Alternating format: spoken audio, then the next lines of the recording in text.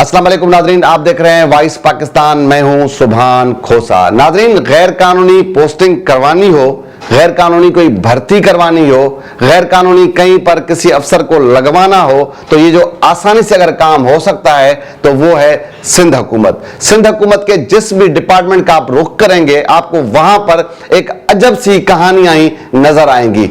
लेकिन सिंध का एक ऐसा डिपार्टमेंट भी है जिसको आज भी इस जदीद दौर में भी जुगाड़ी सिस्टम पर चलाया जा रहा है, वो है सिंध का लोकल गवर्नमेंट। इसमें अगर आप देखेंगे तो छोटे स्केल्स के जो लातादाद मुलाजमीन हैं जिनको गैर कानूनी तौर पर भर्ती किया गया है, उस भर्ती की वजह सिर्फ यह है कि अब भी वहां पर जुगाड़ी तरीके से सिस्टम को चलाया जा रहा है। इस वजह से अफसरान की मर्जी है कि अपने कागजों में किसको कहां एडजस्ट करते हैं, किसको कहां प्रमोशन दे देते हैं। तो आज भी ये जो सिलसिला है ये सिंध के लोकल गवर्नमेंट में जारी है।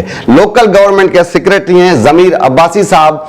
उन पे ये इल्जाम है कि मुबैना तौर पर उनका राइट हैंड है, उनका ड्राइवर रहा है मोहरम सामंद, उनकी उन्होंने गैर कानूनी तौर पर पोस्ट, पहले उन्हें जॉली ऑर्डर के तहत 16वें स्केल में असिस्टेंट सुपरिटेंडेंट ठारू शाह की यूनियन काउंसिल है, वहां पर टाउन कमेटी है, वहां पर भर्ती करवाया। उसके बाद उन्हें गैर कानूनी तौर पर 17वें स्केल में प्रमोशन दिया और उसके बाद उनकी गैर कानूनी तौर पर पोस्टिंग की गई है एचएमसी डायरेक्टर लैंड हैदराबाद के तौर पर।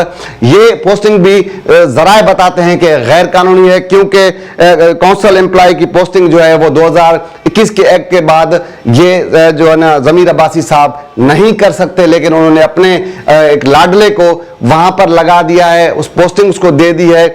तो इस हवाले से मैंने कोशिश की सबसे पहले कि मोहरम सावंत साहब है जिन पे ये इल्जाम है कि उनकी जो पोस्टिंग है वो गैर कानूनी है, उनकी जो नौकरी है, जो उनका ऑर्डर है वो भी गैर कानूनी है। तो मैंने उनसे मौकिफ जानने की कोशिश की, मैंने उनसे राब्ता करने की कोशिश की, बार बार कॉल्स की कि वो अपना मौकिफ दें कि आया जो उनका ऑर्डर है, जो उनको नौकरी दी गई वो गैर कानूनी है, जो उनको पोस्टिंग दी गई वो गैर कानूनी, वो अपना जो मौकिफ है, जो उनका नुक्ता नजर है वो बयान करें। लेकिन उन्होंने जवाब देना गवारा नहीं समझा।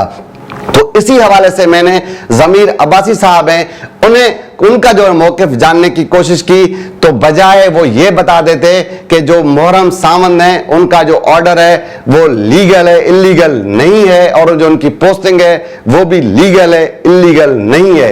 वो जवाब देने के बजाय धमकियां देते रहे अपने जवाब में कि मैं, अगर आपने कोई टारगेटेड प्रोग्राम किया तो मैं कानूनी रास्ता अख्तियार करूंगा।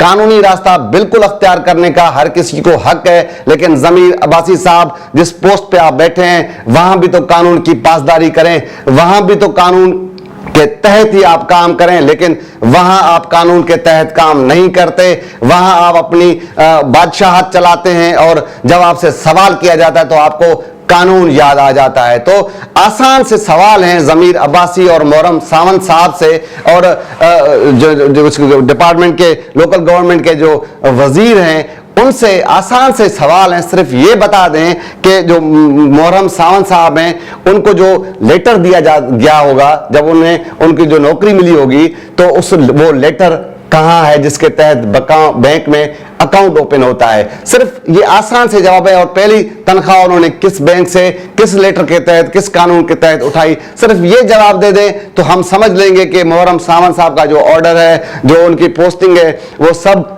लीगल है, इलीगल नहीं है। लेकिन मुझे ये लगता है कि उनके जो जवाब ना देने से, उनका कतराने से, मोहरम सावंत का इस सारे मामले से कतराने से, और जमीर अब्बासी साहब का इतना हाइपर हो जाने से, एक मामूली सा सवाल पूछा तो वो हाइपर हो गए और वो कानून की धमकियां देते रहे। लेकिन मुझे ये मालूम है, मुझे लगता है कि उनके पास जवाब नहीं है। जो मेरे जराए बताते हैं कि ये जो उनकी जो पोस्टिंग है, उनकी जो नौकरी है वो गैर कानूनी है, और गैर कानूनी तरीके से उन्हें भर्ती किया गया है। लेकिन आसान से सवाल है जमीर अब्बासी साहब के लिए भी, आज मैं ये छोड़ के जा रहा हूं, और मोहरम सावंत साहब के लिए कि वो सिर्फ आए।